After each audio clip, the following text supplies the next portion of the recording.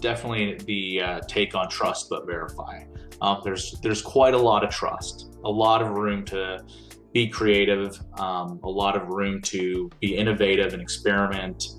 The verify aspect is different in the sense that it's not a verification in terms of a micromanagement where someone's breathing down your neck to make sure that you're doing things in the right way, but instead it's the verification comes with can you justify your reasoning and the way that you're going about things. And if you can provide that right kind of justification, then you're given the space to then experiment with it and then again create that kind of feedback loop of, did this work, and if it didn't, why, and then be able to refine from that.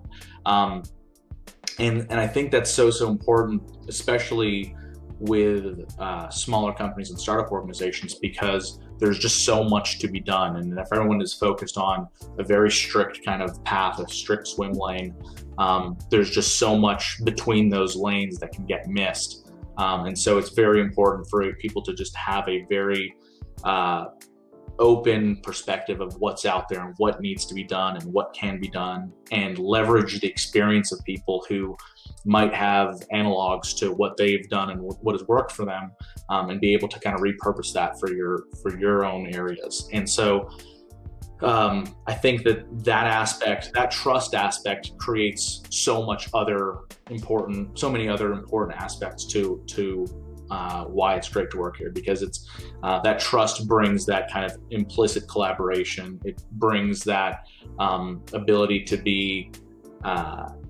just open and honest about what's problematic and what's not working, and be able to then kind of work with someone to figure out what needs to be done there. And so, as I've then kind of gone and built the team that I have, I've led with trust. I'm not there, especially right now with COVID, keeping us all so separate. This team that I've built, they've never really met each other in person. They've always been virtual. They're all locally based, but we've not had the opportunity to be in the same room.